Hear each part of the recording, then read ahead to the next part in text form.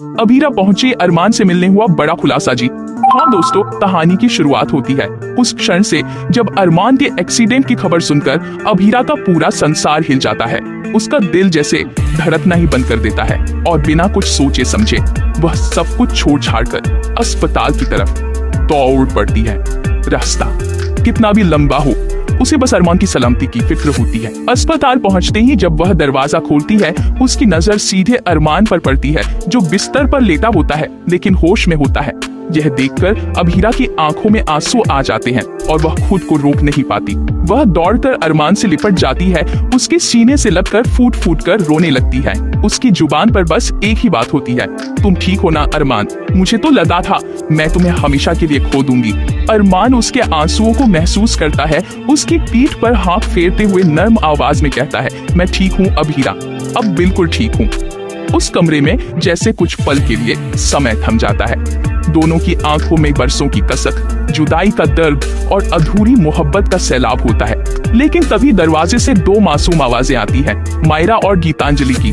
मायरा खुशी से दौड़ती हुई आती है और सीधे अरमान से लिपट जाती है। पापा।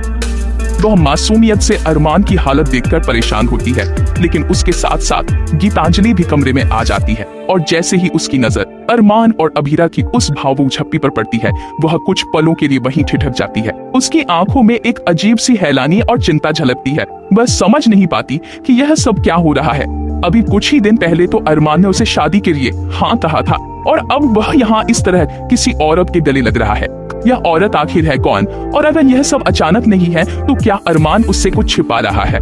ये सवाल गीतांजलि के मन में बवंडर बनकर उठते हैं और दूसरी ओर मायरा की मासूम आंखें अभीरा को एकटक देखने लगती हैं। उसे समझ नहीं आता कि यह आंटी कौन है और उसके पापा इन्हें इतने अपनेपन से क्यों देख रहे हैं। उसे तो हमेशा यही बताया गया था कि उसकी माँ नहीं रही और उसकी जिंदगी में बस पापा पापा और गीतांजलि है। मायरा जो अब तक बेहद मासूम थी, अपने मन की बात बिना रोक टोक के कह देती है। वह कहती है, पापा मुझे ये आंटी अच्छी नहीं लगती, आप इनके पास मत जाया करो। ये शब्द सुनते ही जैसे अभीरा की पूरी दुनिया ही उजड़ जाती है। वह स्तब्ध रह जाती है। जिस बच्ची को उसने 9 महीने कोख में रखा, जिसे उसने जन्म दिया, उसकी वही बेटी आज उसे पहचानने से इनकार कर रही है। इतना ही नहीं, वह तो उसे अपने पापा से दूर रहने को कह रही है। अभीरा की आंखों से आंसू बहते हैं, लेकिन वह कुछ नहीं कहती। वह जानती है कि बच्ची को सच्चाई नहीं पता, लेकिन यह सच्चाई उसके दिल में जख्म कर जाती है। इसी समय अरमान स्थिति को संभालता है और थोड़े सख्त लहजे में अभीरा से कहता है कि मायरा को अब तक यह नहीं पता है कि वह उसकी असली माँ है और यह बात अभी उसे नहीं बतानी चाहिए। वह नहीं चाहता कि एक झटके में मायरा का पूरा मानसिक संतुलन बिगड़ जाए या उसकी दुनिया पलट जाए। अभीरा कुछ नहीं कहती, बस अपनी नम आंखों से अरमान को देखती है और चुपचाप वहां से हट जाती है। उसके मन में एक तूफान चलता रहता है। एक तरफ उसका माँ होने का अधिकार उसे मायरा को गले लगाने को मजबूर करता है, तो दूसरी तरफ अरमान की सख्ती उसे रोक देती है। लेकिन उसी क्षण उसके भीतर कुछ टूटता है और कुछ जागता भी है। अब तक वह सिर्फ सहती रही, समझौते करती रही, पर अब वो सोचती है, क्या उसका कोई हक नहीं है? क्या वह अपनी ही बेटी से मिलने का हक नहीं रखती? क्या सिर्फ अरमान को ही फैसला लेने का अधिकार है? इस बार वह खुद से सवाल करने लगती है और जवाब ढूंढने का फैसला भी। अब कहानी एक नए मोड़ की ओर बढ़ती है, जहां अभीरा का दिल एक मां की तरह धड़कता है, न कि सिर्फ एक पत्नी या प्रेमिका की तरह। वह अब अपनी बेटी को खोना नहीं चाहती। उसके मन में यह बात गहराने लगती है कि अगर उसने फिर चुप्पी साध ली तो शायद वह मायरा को हमेशा के लिए खो देगी। अब सवाल यह है कि क्या अभीरा अपने हक के लिए खड़ी होगी?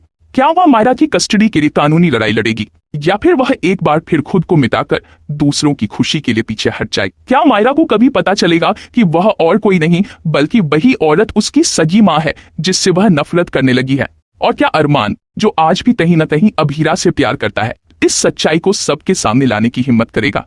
वहीं गीतांजलि के लिए यह स्थिति बेहद पेचीदा हो जाती है। उसके सामने अब 2 रास्ते हैं, या तो वह अपनी जगह और अरमान के वादों को लेकर खड़ी रहे, या फिर वह उस सच्चाई को स्वीकार करे जो अब धीरे धीरे सामने आ रही है। क्योंकि जितनी बार वह अरमान को देखती है, उतनी ही बार वह उसकी आंखों में अभीरा के लिए वही पुराना प्यार देखती है और वह समझ जाती है कि चाहे वह जितनी भी कोशिश कर ले, अरमान के दिल में कोई और बसता है। अब इन तीनों, अभीरा, अरमान और गीतांजलि की जिंदगी एक ऐसे मोड़ पर पहुंच गई है जहां हर फैसला मुश्किल है। एक तरफ वो माँ है जो अपनी बेटी से दूर कर दी गई, दूसरी तरफ वो आदमी है जो प्यार और जिम्मेदारियों के बीच फंसा हुआ है, और तीसरी तरफ वो औरत है जो अपने प्रेम और परिवार को बचाने के लिए सब कुछ दांव पर लगाने को तैयार है।